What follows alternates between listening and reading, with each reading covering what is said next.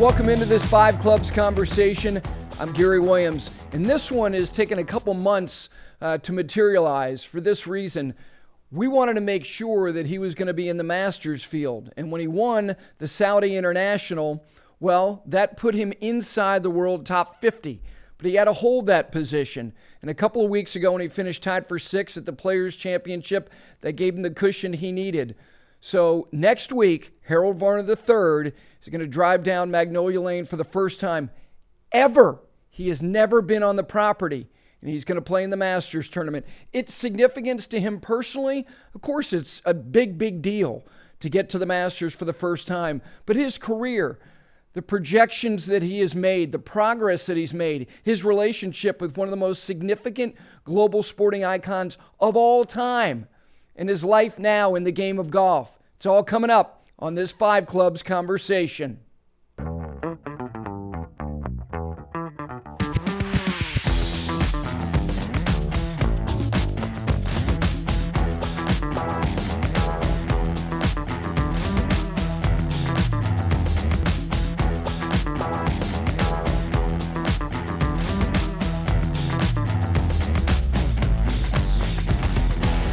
With that, we welcome in Harold Varner III. How are you, my friend? Good to see you. Yeah, I'm good. Obviously been super busy, but yeah, just hanging in there. Oh, listen, you know how much I appreciate you taking the time. You are busy. But we've been scheduling this for Well, I just mentioned that. I just said that we and look, ideally it was, can we get him in here before the Masters, with you being in the Masters field? Now you're in, and I saw you at the Players, and I'm like, you know what, leave him alone. I don't even want to touch the money.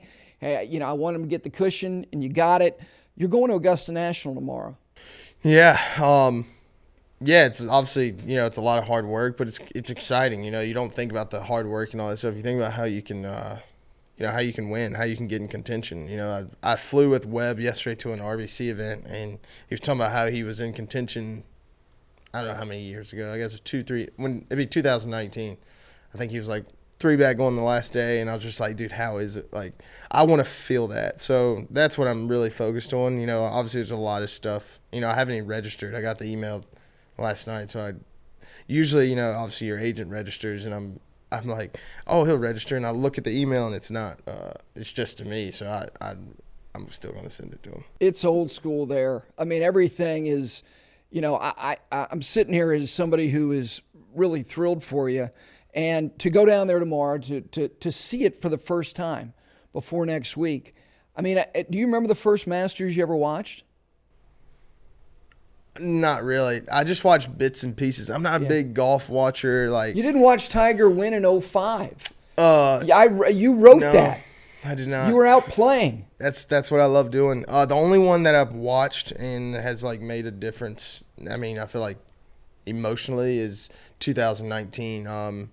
There's a guy named Daniel Meggs I grew up playing junior golf with. I'm sure everyone's heard the story. He, he was dying, and somebody asked me to get a video from Tiger, and I've never asked Tiger for anything besides advice in golf, and he basically sent a video Wednesday of that Masters to me. Tiger did. I'm looking at this, I'm like, oh my gosh, and I'm watching live from the Masters. I'm like, dude, he just sent this like that. I was like, that is so cool, because I asked 3 weeks prior, and he came through, and it was just, I thought the world of that. So I sent it to Daniel, and he sent this long message, but I just remember him saying, he's like, my birthday's on Sunday, and Tiger's going to win. And, I'm like, this guy's full of it. Whatever, let him believe whatever. This is a long battle, and it's just not going his way. And he, Tiger freaking won. And he calls me in the car, and my wife now is in the car, and we're just crying in the car. So that's so much bigger in golf to me. So those are things that I'll never forget. It's just crazy. So nuts. Yeah, I had Jim Nance on the show last week, and first of all, if you wind him up on Augusta National, I think I asked him 2 questions in 45 minutes. I mean, but it's him just reflecting on all these different things. And 19 came up, and I mentioned this last week, and I actually brought in the little leather-bound notebook. I walked every step with Tiger that day. Yeah. And I've been lucky in my life to go to some special things. Reggie Jackson hitting 3 home runs in the World Series. I was 10 years old in Yankee Stadium. I mean, I've seen some. It was amazing. but seeing all 70 shots and seeing the way that crowd literally was just trying to pull him across the line, and seeing, whether it was Koepka, Molinari, Tony, all hit balls in the water on 12. All these things are coming together, and I'm like, this is not happening. No. And it was happening. Yeah, I didn't watch all of it again. I would just watch the last couple holes. I couldn't believe he was he was winning, period. You're just excited that he's out there. I was looking forward to my rookie year, just him playing against him, being around him. And then, for the first 3-4 years, he wasn't out there. So, I'm super fortunate that now that he's out there, he's been really great to me. But I would love to just him be healthy and play 7 years, however long I've been on tour with him, and joke with him. And, that's what it's about. It's the camaraderie. I know it's about winning. I get it. But, my job's to, keep it light, because if I get serious, I'm toast. Well, the word is, and we'll know later today, that he's going to be there today playing the golf course, testing his body. You were asked that. Yeah. Obviously you hear, but the thing I saw on Instagram where he was walking medalist, he ain't walking medalist just to no walk medalist. So no. It is, I think and it's he had real. LaCava with him. Yeah, I think it's real, and I think it's impressive, after, when I wasn't on tour, I just how does he handle all the media? Now it's way more impressive now. He can't just live. He can't just go out. Today I'm going to play at Quail and no one's going to give a flying. So it's I just find it amazing. He just keeps going. Just every time, just doesn't miss a beat. He's like a cat. He's got 100 lives. It's I said this, I did a little video yesterday, and I said he's not trying to draw attention to himself. His mere existence draws attention. Yeah. I mean, just being there. Just being wherever he may be. And the fact that somebody is climbing through the bushes and the vegetation at Medalist to get some, clandestine little video of him hitting a tee shot on the 18th hole. I remember the first time he played at what was then the Wachovia Championship, which was the second year of its existence. O'Meara and John Cook had told him, hey, Quail, you'll like it. So he shows up. He stays at the Ballantine Resort. On Tuesday of that week, he's running.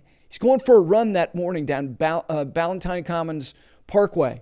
And somebody took a picture of him. It was on the front page of the Charlotte Observer the next day, and I'm thinking, this guy's never going to want to come back. And he's just an incredible, human. I don't know how he does it. Yeah. I just would think I would pull a Will Smith or something and snap once or twice. And he does it. So it's very impressive. Yeah, it is. The Augusta National thing for you, do you think there's any symbolism for you? Because I've read things that you have written about. Look, you're okay with the fact that people, talk about you being a black golfer. And you did have an experience though in Australia where you saw that it was different. Culturally, it's hey, he's a golfer. Yeah. And in this country, the narrative always gets narrowed down to, hey, he's a black golfer. And you're like, I'd like to get to the point where I'm just a golfer. Those are quite obvious. I think we're just so quick to just figure out what's easy to talk about. What's easy? Let's talk about what the real issue is. It's an economic issue why some kids can't play golf. It is too expensive, and we don't want to address the real issues. So I just take them when people I'm sure when I get down there, I'm going to get asked what this and that about race and I'm going to just handle it the way that I'm just going to keep doing stuff through my foundation and things I believe in, and just let people believe what they want to believe. You can't get caught up in what someone else, I guess, so much believes, because if you do that, then you're following their narrative of what sometimes I don't agree with. So if you just keep doing what you're doing, and people can just, I use different choice of words, but on here, just they can go do their thing. You can say what you want on here. That's the beauty of independence, which is a nice thing. I understand what you're saying. The one thing that I've said consistently, and you listen, I'm sitting here as a white guy, but I think that golf should not run away from their past. That the only way to get better is to not deny that it existed, that you had a Caucasian-only policy through the PGA Tour. And Tiger talked about it in his Hall of Fame induction. Tiger Woods is not 75 years old. Correct, yeah. Tiger is in his mid-40s. Yeah. And he talked about the experiences he had as a kid, that he couldn't walk into a clubhouse. And there's a line from a movie, you're too young to have seen it. It was called Clear and Present Danger with Harrison Ford. And his character was trying to explain to the president, who had a relationship with this guy who wound up being in a drug cartel. And the guy said, I need to act like I didn't know him. He said, no. When you're asked about it, don't say you were friends, say you were good friends. And don't run away from your past. Yeah, and I think that the only way for golf to really become more inclusionary is to never forget how exclusionary the game used to be. Totally. Yeah.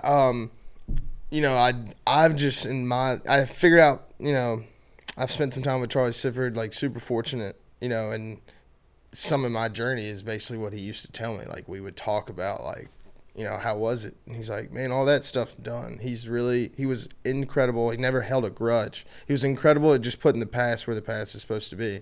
And one thing I'm learning, my mom used to always tell me, like, history repeats itself. And I'm like, yeah, whatever, Mom. Like they always have these sayings and these weird things they do. And I find it odd that we talk about it more and it's way better. That just blows my mind every day. Like I never really cared that I was black or even knew it was like a thing until I got on the PGA Tour and it became, once again, easy. So like, why are we like talking about, I mean, I can't really talk about this, but the best thing I've ever heard was when Morgan Freeman was on CNN, and the guy asked him about being black, and he said, what if I want to call you a Jewish white guy? I'll just label that all.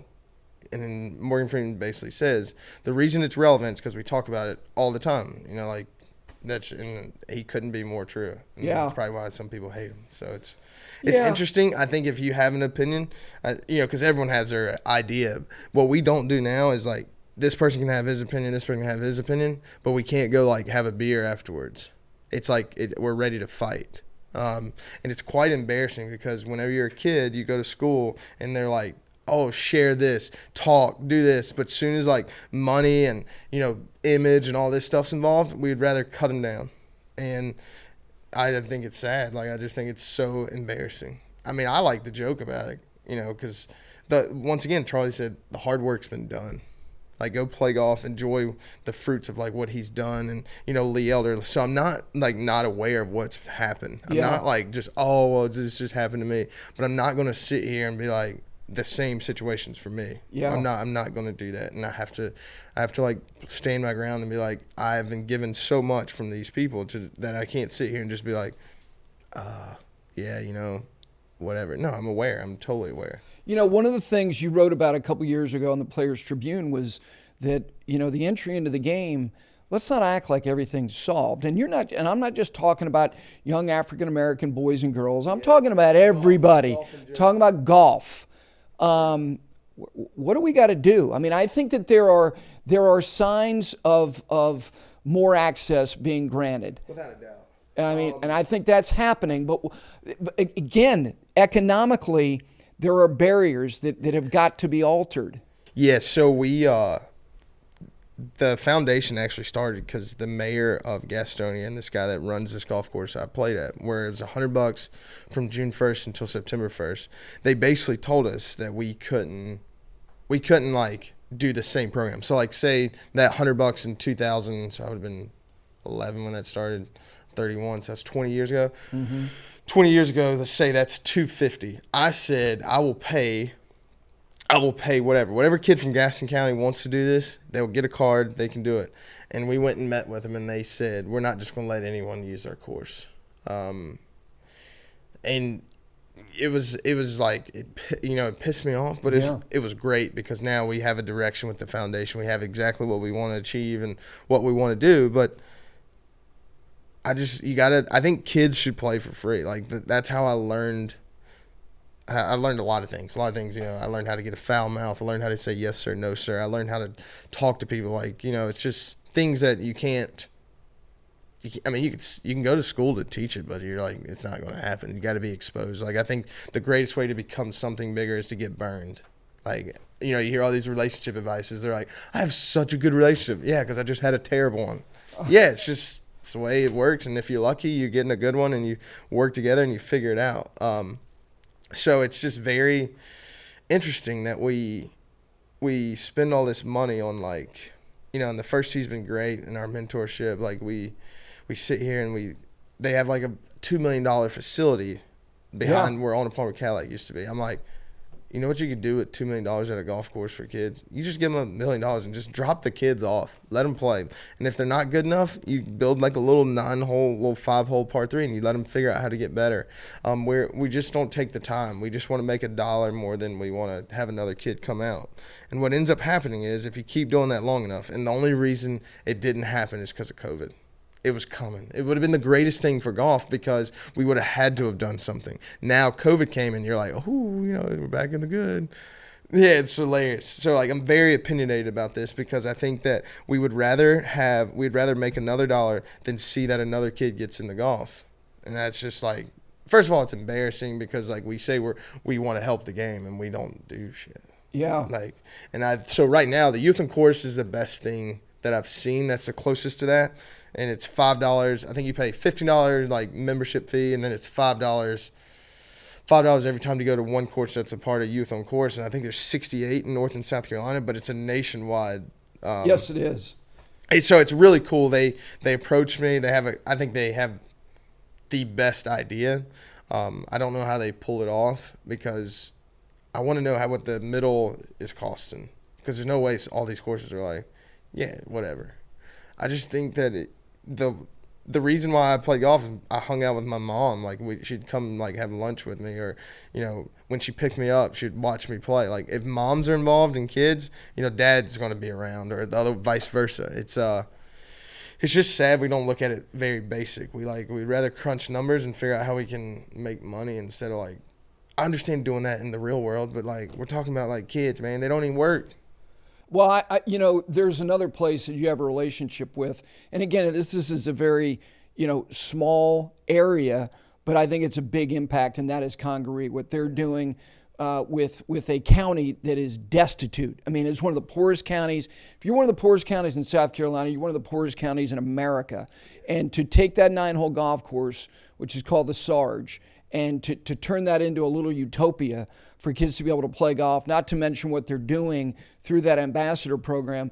I think more clubs need to have relationships with the communities in which they reside, whether it be the boys and girls clubs. And I agree with you that the First Tee does good work, but I think that more great clubs need to be members of their community. If they really love golf, foster the next generation of golfers. Yeah, we always say that, and I always do. I always just say, one day I'm going to be in hospice, and one of these kids that is in this mentorship program is going to be feeding the tube. Yeah. Like, let's just be completely honest. And if you don't help those kids, they're not going to know what to do or how to do it. And I take pride in that, actually. I had Congaree, though, is special. Yeah, they did it right, though, in the aspect, like, if you can't do time, do money. If you can't do money, figure out someone you know.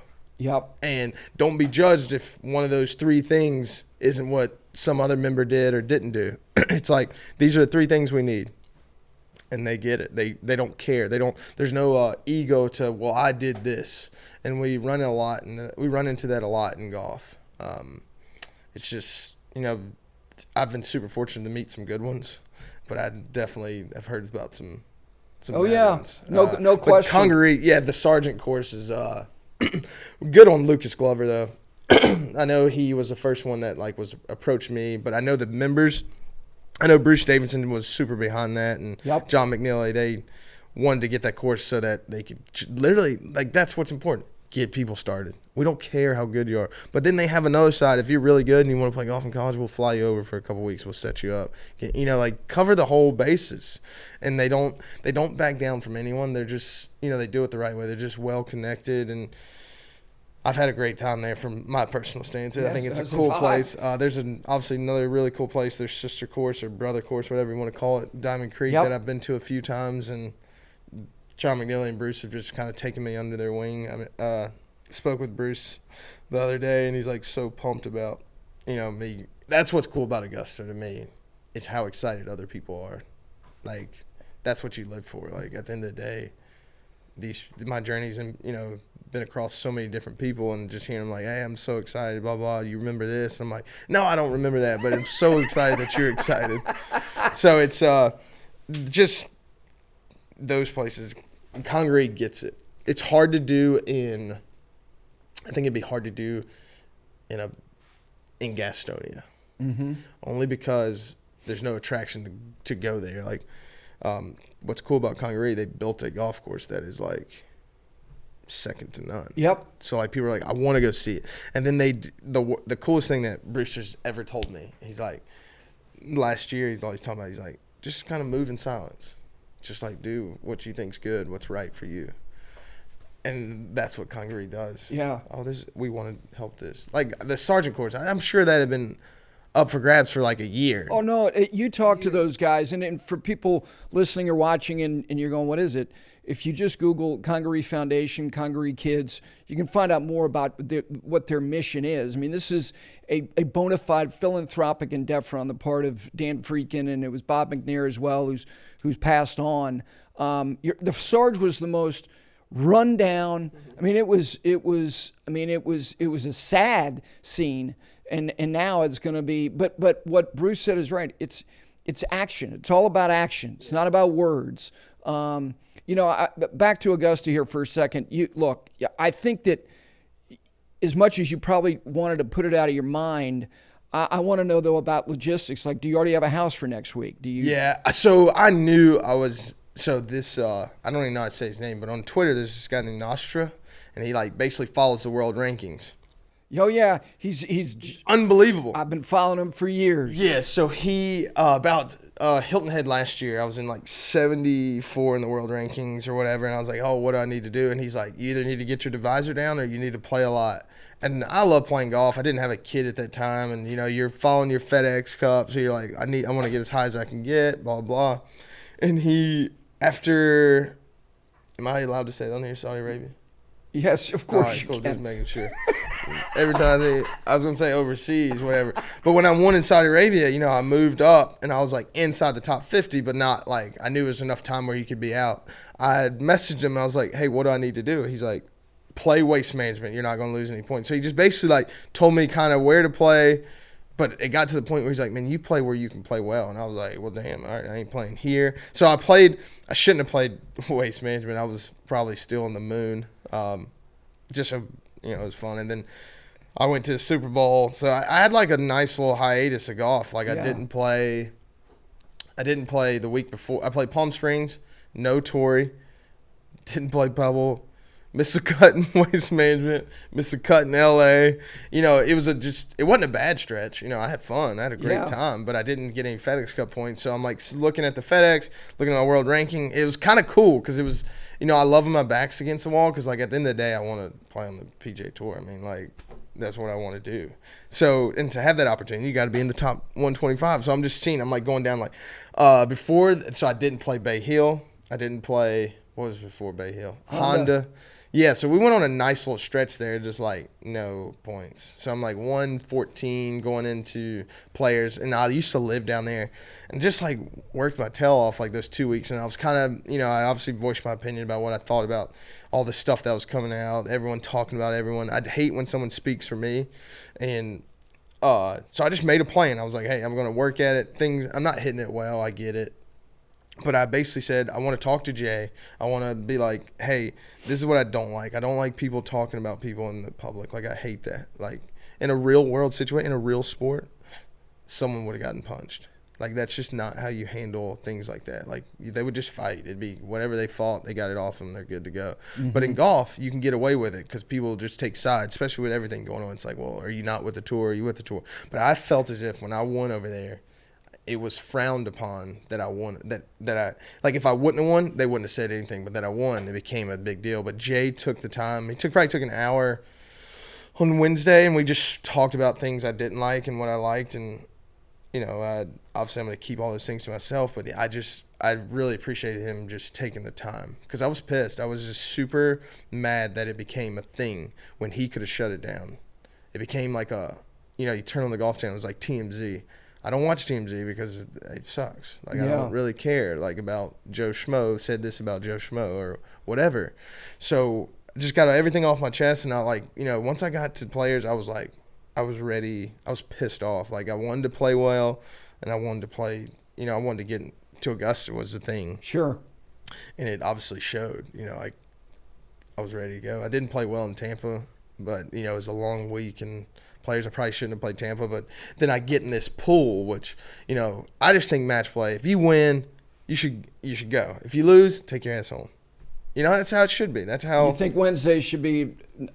One and done. Yeah, one and done. And I'm with you. But I'm also not Dell Technologies putting up $100 million. So right. I totally get it, but I don't get it. Like that. I got people text me like, "Oh, good luck in the next match." I'm like, I can't play in the next match. So no one understands. It's just like our FedEx. We don't understand what's going on. You just look at the screen and it goes like, "Oh, he moved up. Oh, he didn't move up."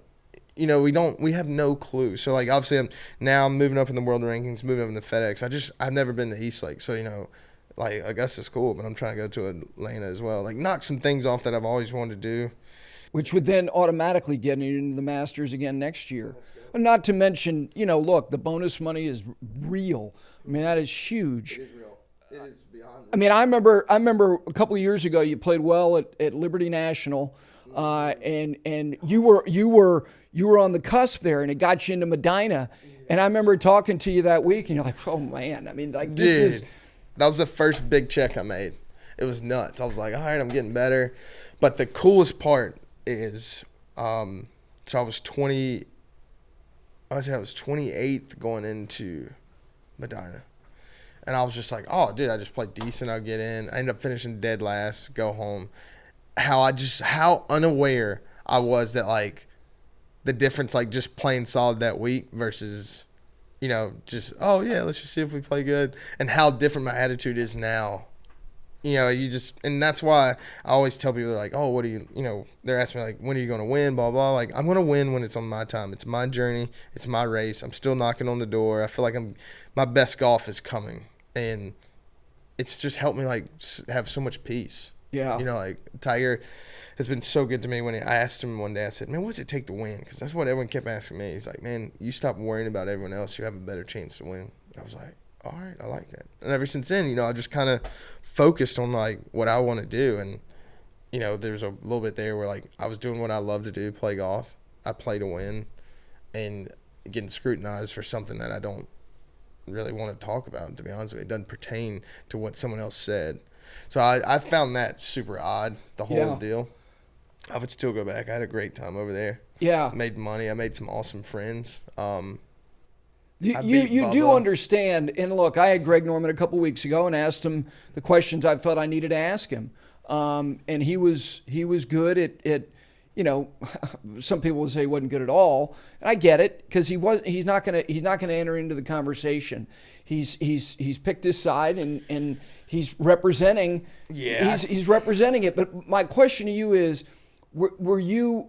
I mean, look, to go over there, you were getting appearance money, 100%. And a lot of guys did. Yeah, a lot of guys did. But you winning, it was almost like it fortified this alignment of you 100% with them. It's hilarious. I love it. I didn't love it at the time, but now that I got to clear the air and just be these some of the stuff is wrong. It's wrong what you're doing. How you're going about going against someone.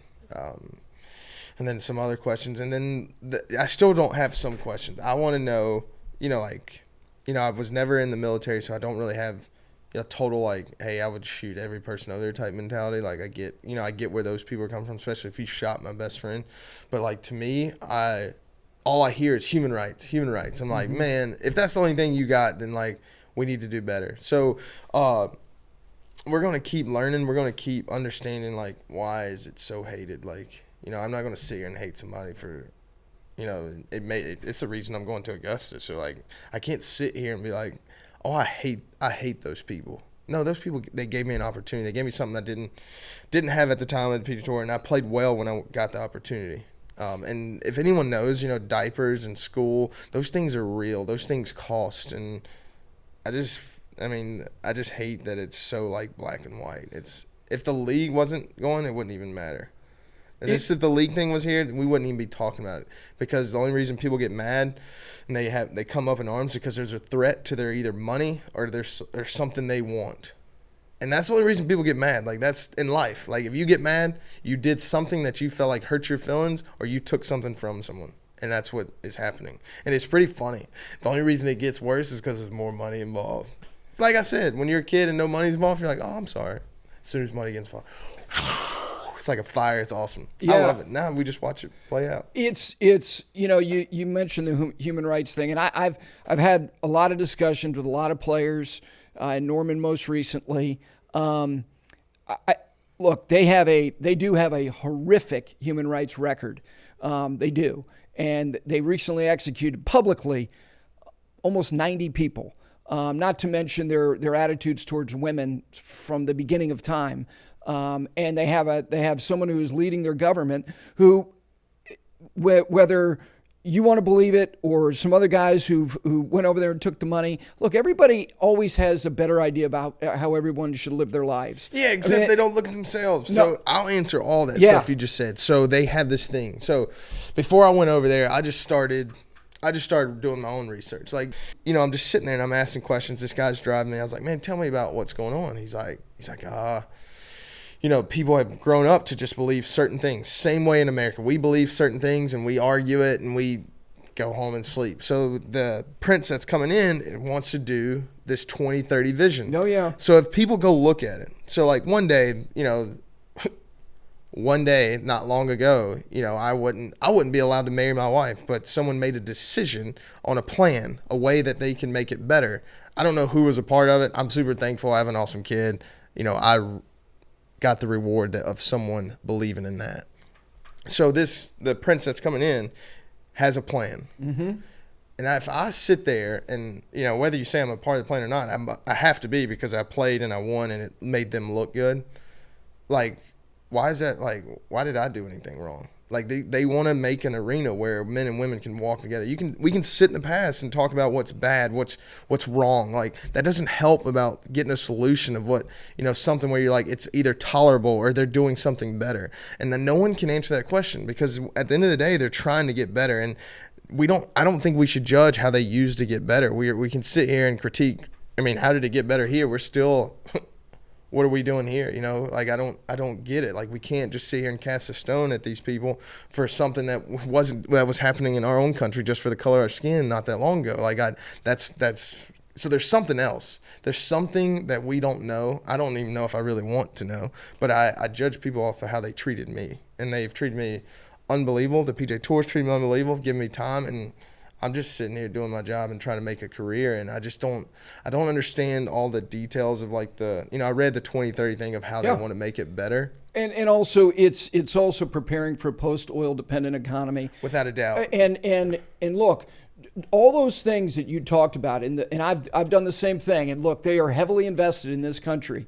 They've whether it's Uber, Bank of America, Citicorp, Disney, that money from the public investment fund is sprinkled from Wall Street to Silicon Valley and everywhere in between. Correct. So for people who want to get very righteous about this, I would recommend, wherever your money is invested, do a little research yourself. But what I would get back to, as far as trying to change, they can't be duplicitous. They can't create opportunities for people, whether it be through sports or through economic means, and then still continue to do the things. Like, you cannot kill a journalist because he disagrees with what they believe in. Exactly. They have to show that they are evolving. I agree. There's got to be actions. Once again, there's got to be some type of action where you're like, hey, you're getting better. But the thing that I find,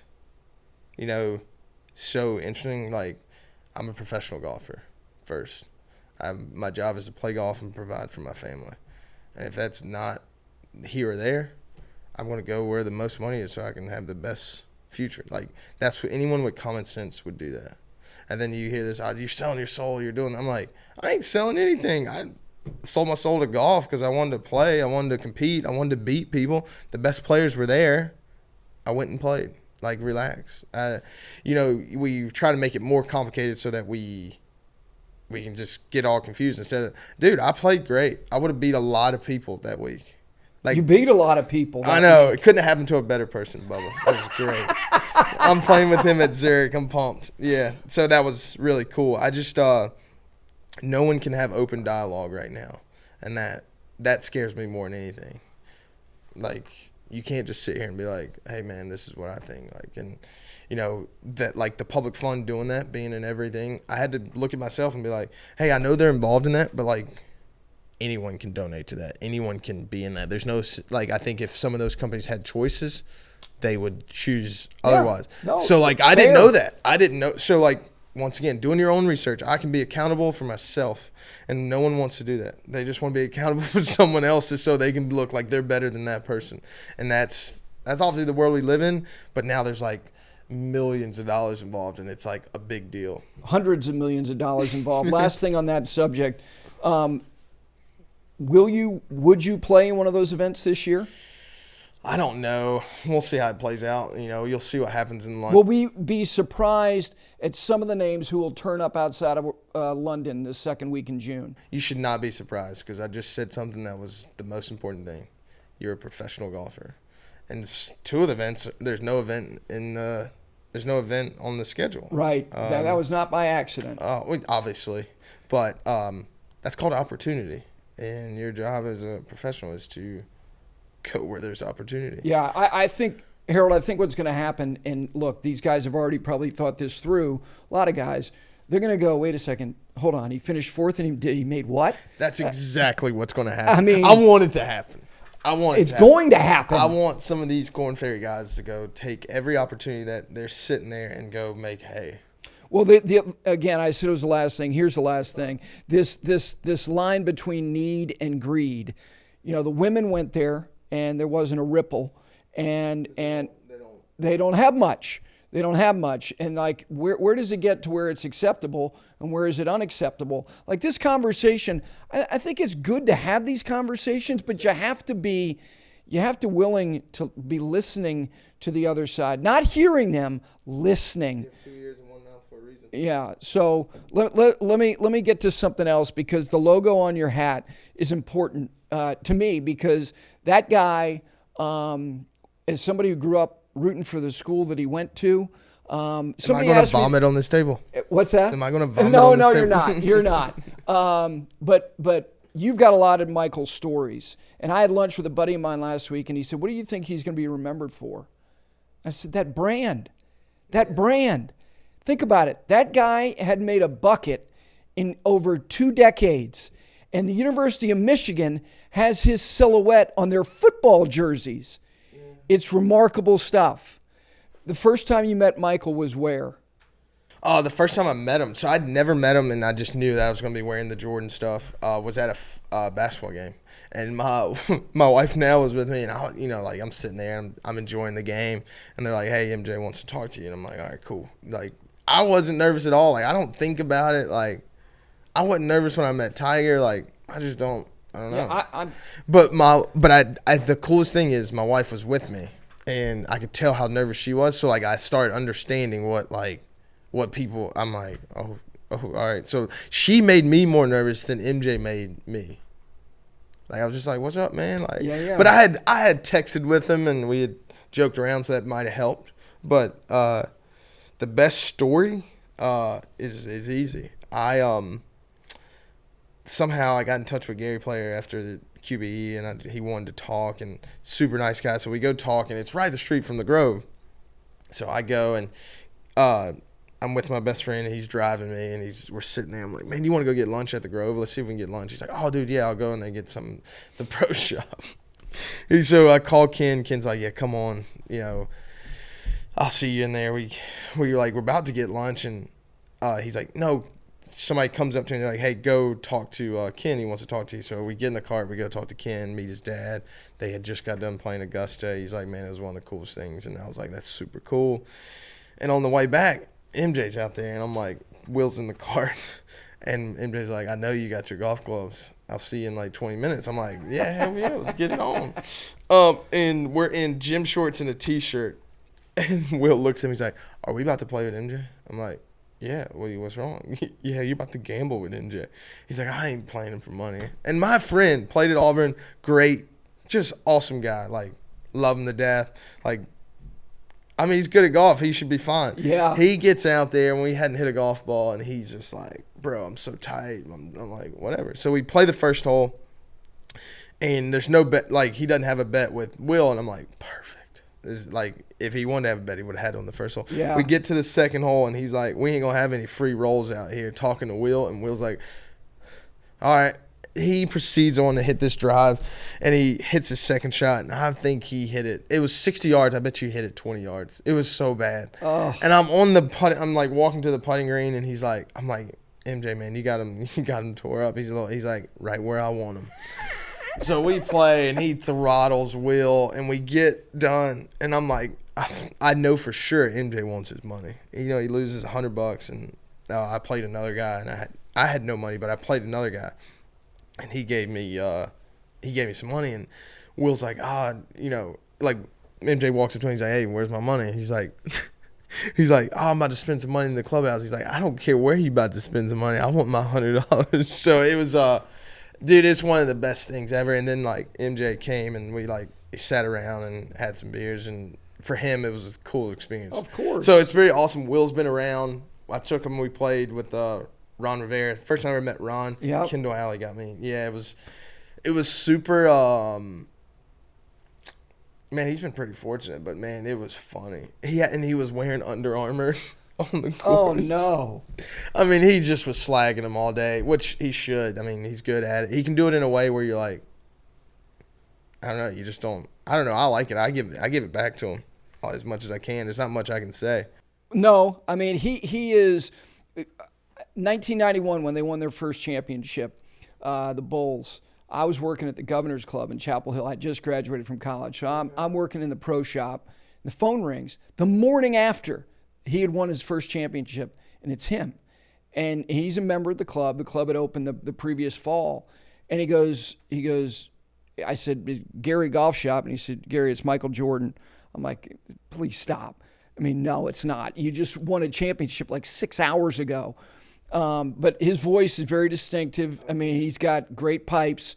And he said, I'm coming down tomorrow. How early can we tee off? And I'm like, what time do you want to play? He said, 7. Now, the first time was at 8. I'm like, Michael, I'm just out of college. I have no authority at all. So I'm like, Michael, I got to call the superintendent. And he goes, I'll call you back in 10 minutes. I'm like, now I'm sweating. So I call Ron Hall, the superintendent. I'm like, Ron, he's like, how many guys? I'm like, I don't know. But you know, it's not going to be 4. Yeah, it's definitely not 4, and everyone needs their own cart. It's going to be a large group. And Ron's not happy, but he's like, that's fine. So they come in, and everybody has their own cart, playing 8. But the rub of this story was, at that time, Governor's Club only had a double wide. So every time they'd finish around, and he wants to play all day. He's going to touch them all. Got it. And you hear him coming from the. Yes. And so he comes in, and there was a little bit of a rain delay, and he's in the shop, and he wants to play it all the way back. And, 1991, 7,200 is a man's size. That's a grown-up golf course. And I'm like, you're going to break 80 this round. And I was just being a smart-ass kid. And he goes, how much money do you have? And I'm like, then I backed away. And I should have said, I promise you, I'll bet you one of my paychecks against yours.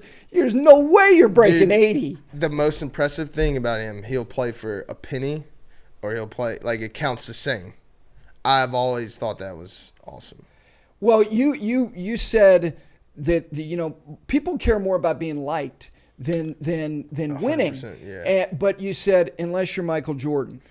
And Michael is predatorial.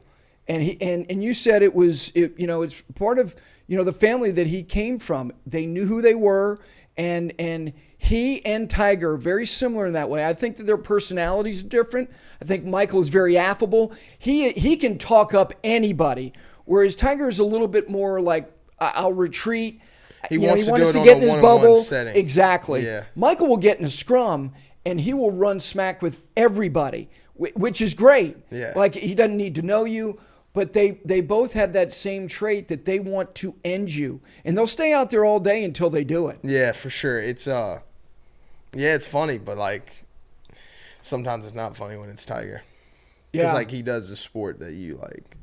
With MJ, it's perfect example. We go to this little thing, I'm hanging out with him, and he's like, he's like, man, where somehow winning comes up, he's like, I'm going to have to give you, like, you usually give him 10. He's like, you can give me 8 till you win. Like stuff like that. They're like really clean, good jabs. Like with Tiger, it's like, it's very like, look at this. Like, man, like, but if you get him in a one-on-one setting, it's very, I don't know if you remember this. You remember when I chunked my 3-wood at Riv? This had to be 2017, and I was leading by 1. I hit it like 100 yards. I get done, and, like, I'm pissed, but I'm kind of just more shocked. And I come around, and I come in the Riv, and I'm just like, get me out of here. Yeah. And T-Dub is right there and just hugged me for like 2 minutes. So they're both caring. I just don't know if, like, sometimes they want to show the world or they care too. Mm-hmm. And I think that's cool. Just run your own shit. Like, don't yeah. worry about anyone else. And I think it's helped me out, like, seeing them, talking to them, being around them, the little time that I have, just like, hey, you can be Harold, but you just do your job, get your job done. And, it's almost like I wish I would have met them when I was, like, 21, like, because I had really just enjoyed just playing golf. Yeah. I still do. I still, like, love it. Like, I love it. It's the best sport I've ever played. Sometimes I don't call us athletes, but, like, I haven't been hurt yet. So then I'll call myself an athlete. Like, a real sport, some things wouldn't fly. It's getting more athletic. I mean, it is, but what's going to happen, I think, is, like, you can only do so much with being athletic and having a golf club. Like, right. Like, what are we going to have, Dustin Johnson too? You still got to hit the center of the club face. And then I think else is going to happen, the USGA, and they're going to find ways to pull it back to make it where everyone can compete. That's what I'll be gone by the time it actually happens, but that's what I think is going to happen. The thing about Michael and Tiger, the other thing that it's a once in a century type of experience is that they were the most talented, they were the most driven. So if the hardest working guy is the most capable guy, you ain't gonna win. You're dealing with something that is lethal, and those two guys are the same guy in that respect. Correct, but they make everyone around them, whether it's the sport or their life, better. Obviously, we know Fred. Like, I loved that, so I met Fred first, and Fred Whitfield, and he's like, yep. I just love how he encourages them to make their life better. My agent is my best friend from the 3rd grade, and you're so quick to hear people like, don't do this with your friends, don't do that with your friends, and those guys don't care.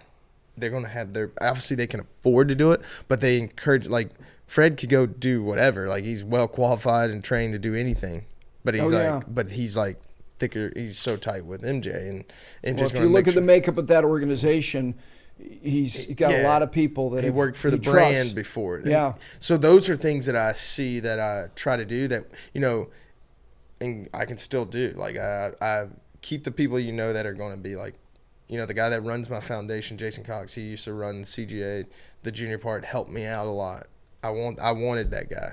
And if I go tell a friend, hey, I want you to run this, it only helps them. Like, not so much in the money perspective, but it gives them the ultimate confidence that Harold chose me. And I think that is so important. Those two guys are incredible at that. The Jordan brand, they've done a really effective job. He had some guys he knew that started wearing the shoes several years ago with Keegan. And now you got more guys wearing. I think Bubba wears it. He does. Bubba, Pet Perez, Luke Donald. Keegan wears his own shoe though, so it's kind of weird. I don't know what's wrong with his foot, but he's like, he wears his own shoe. How about that brand on more golfers? I mean, do you know is that an initiative of the Jordan brand to be more present on the PGA Tour? Do you know? No clue. But the way I think the brand runs, I don't think it'd be too many. Okay. I think they want to have a few guys and just kind of run their sort of like Nike does. They want to have a select crew and do their thing, and I don't really care. I like the stuff. I like, as long as I'm wearing it, I don't care. I'm not too picky. So it is what it is. I just want to become a better golfer. The coolest thing for me though is when wearing it, you don't look like a race car. I mean, like I can wear this shirt No, over you're on the clean. golf course. Yeah, I just think it looks so good. Yeah, well, I thought that was always smart on Nike's part. And there's been a few exceptions, and it was more of a grandfather situation, like Jason Day had a Lexus right? deal. Yeah. But by and large, and I had this conversation with Rory at the end of 2012 in Bermuda, and he's like, "Look at me, I look like a NASCAR driver." And I'm like, well, look, man, I mean, that costs, this collar costs money, your breast costs money, your sleeve costs money. He goes, he was on the verge of doing the Nike deal. And he said, I don't like this look. And he's been clean ever since. I mean, he made the decision to go with Nike. It's something about it. Yeah. It's super clean. I think sometimes the best is when someone wants a shirt, and like I've worn it a few times, they can wear it to their work, they can wear it somewhere else, not look like, oh, well, that's Harold's shirt. I don't know, it's kind of weird. I just didn't know how clean it looked until I've been wearing it for 3 years now, and Brilliant marketing. Yes, it is. I wouldn't have thought of it. I'd be like, oh, put some everywhere. All right, before you got a busy day. Let me let you go with this. 5 questions to end here. The sporting event. Now, look, you're a big sports fan. You're a Panther fan. You went to East Carolina. I saw a video of you dancing in the locker room. What was that? We beat. I don't know who we beat, but the coach Houston has been great to me, and every time they win and I'm there, he's like, you know the deal. So he gave me a card. Like, I don't know our fight song, and I've been like memorizing. I can't do it, so don't ask anyone in here. But I've been memorizing the fight song. So this year coming up, I'm gonna go back and I'm gonna actually sing the fight song. It's like, we are the pirates of East. Yeah. So I'm gonna memorize it and I'm gonna go. So every time we win, I go in the locker room and I dance and have fun. And Coach Houston's been great doing that. I don't know why he does it, though. All right, give me the sporting event that you want to attend in your life you haven't been to. I'm doing it. Oh, does horse racing count? Yeah, of course. So the Kentucky Derby is always on the Wells Fargo. Off the charts. Yeah. And it's always on the Wells Fargo. And it's in Charlotte, and this year it's in D.C., so I'm going. But I did the Super Bowl this year, too. That was one. I've been knocking. Can I tell a story we got time? Yeah. So this is nuts. My really good friend that's on the board of my foundation, I've known for 10 years, and we met. He works for Anheuser-Busch. His brother, I'll cut it short, they went to the Ryder Cup at Hazeltine. He gets there, and he gets on whatever number 3 is at the Ryder Cup. I don't know what the hole was. Okay. He can't move. He's like, man, dude, I don't feel good. Goes home, finds out he's got leukemia. Oh, my gosh. And while he's dying, he plans his funeral. He writes down all these things that he wants to do, that Ben has to do. And when I met Ben, he's like, tells me a story. I'm like, man, any of these I can help? And I met him, and he's like, I just want to play the 3rd hole at Hazeltine. I don't want to part. I just want to play that hole. So then we just started knocking these things off the list. Like, he wanted to go to the Super Bowl. We went to the Super Bowl this year. I had never been to Kentucky Derby. So his thing is always experiences over possessions. So Ben, his whole life has been writing down, trying to knock these things off. Wow. Yeah. So Did you not see the movie with Morgan Freeman and Jack Nicholson, The Bucket List? Mm-mm. These two guys who you wouldn't have thought in your life would become friends, but they were both diagnosed with terminal illnesses, and they wind up traveling. One guy has nothing. Morgan Freeman has nothing, and Jack Nicholson has all that he could ever want. So they fly around in his private jet all over the world, experiencing things. No way. Oh yeah. So we're going to Kentucky Derby. We're going to Kentucky Derby, and I met a guy. We're going to Hazeltine this summer. I will cry. That's awesome. Like a baby. But that's his thing. So it's been good. It's so weird. It has nothing to do with me. I get to do it. I want to experience. Well, it does have something to do with you. No, but he is getting the. Yeah, but you're doing it with him. And then when I went to the Super Bowl, I was I felt like I was doing something for him to, And then all of a sudden, I'm watching the halftime show, and I was like, this is sick. So when I can tell people, man, you need to go do that. You need to try and get in there. Because, we're so caught up on how close we can get, where we can get.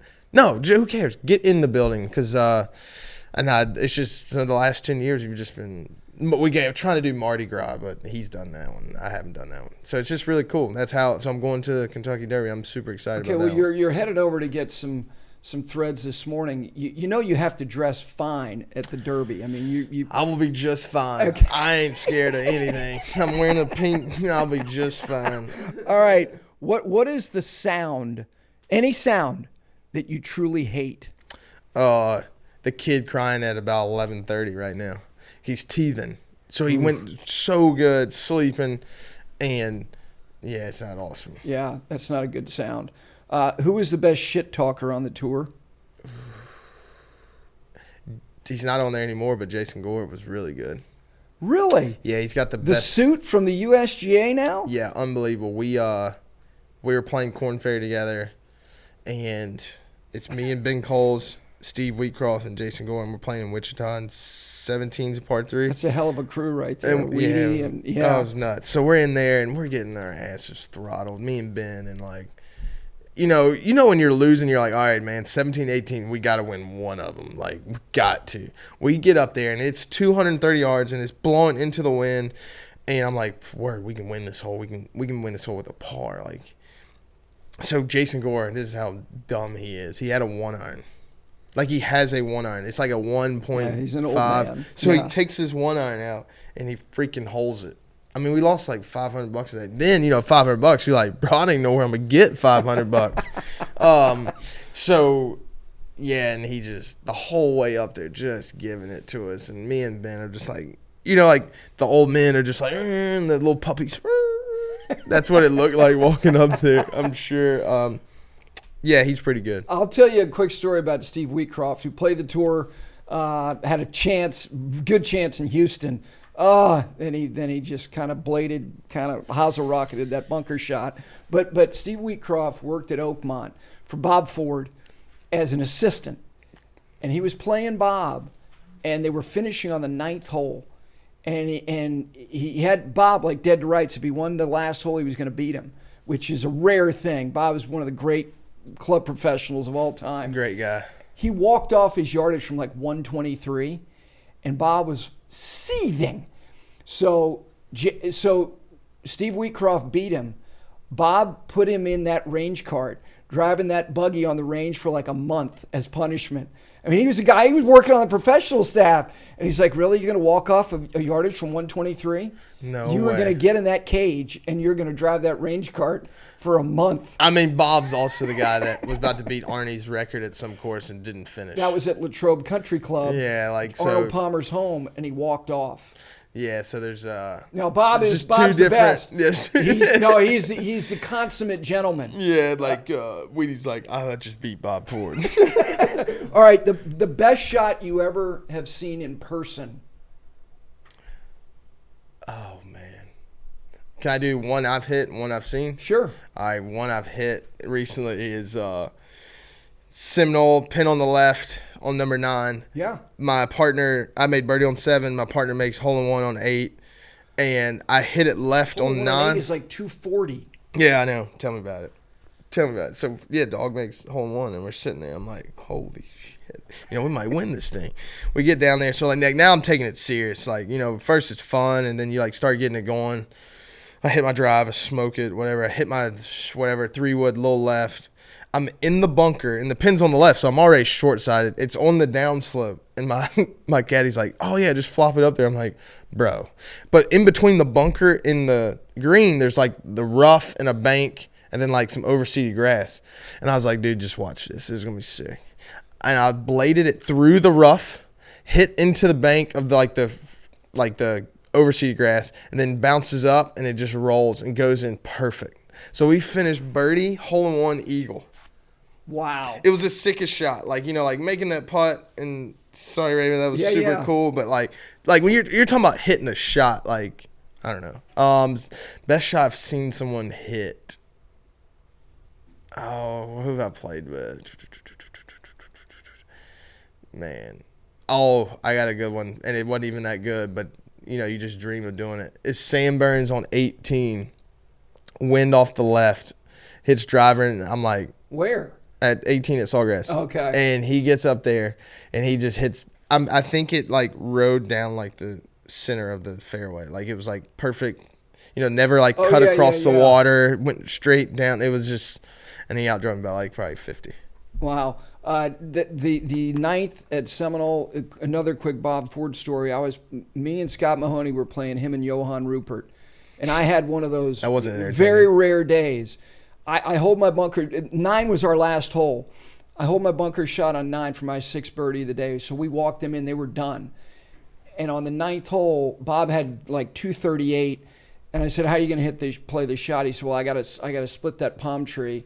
And the pin was kind of back right. He 3-hopped it in the hole for a 2 and called a shot.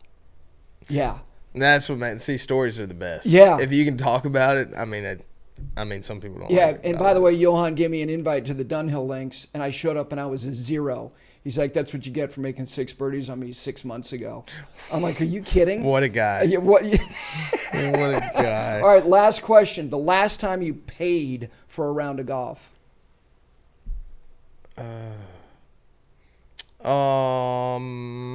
December 23rd. The Catawba Creek. Yeah. It is what it is, man. How much? It's like $30-something, but it's whatever. Really? Yeah. What do you mean whatever? You seem kind of agitated that you had to pay $30. It's the same course I grew up. It used to be Gastonia Municipal where they had that deal, and then I just, whatever. I'm not agitated. I just don't want to talk. I don't want to talk smack about anyone. That's just not who I am. I definitely ain't going to do it. I mean, I ain't going to do it like most people do it, but I just, yeah. It doesn't bother me. No, I don't mind paying. I'm about to pay to go to Bandon Dunes. I don't really care. Are you really? Yeah, yeah, I'm going with a really good donor and friend from ECU. I don't care about paying. When are you going? The weekend before the Derby. So May 6th is Friday. I come back. And you've never been? You've never been to Bandon? Oh, I've been. Oh, you have? I played the Pump Links there. Lost in okay. Lost in the round of 32, I think. To Jim Liu.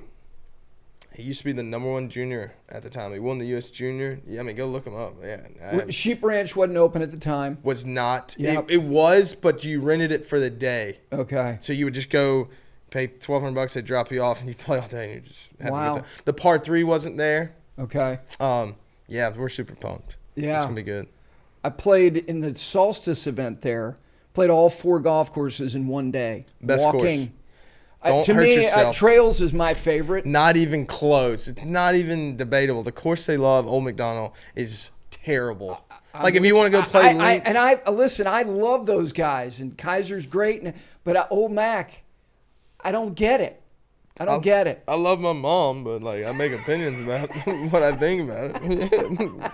That's my point. Just because you make a suggestion doesn't mean you don't love it. No, Trails is awesome. Awesome. Old McDonald sucks. Well, listen, have a memorable week next week. I mean, this is look, you hit all those balls to achieve certain things and to get certain places. We're not there it's for a big a photo deal. op. We're not there for a photo op. Let's go. Like you say, we here. We are. Thanks so much for coming in. Thanks for having me.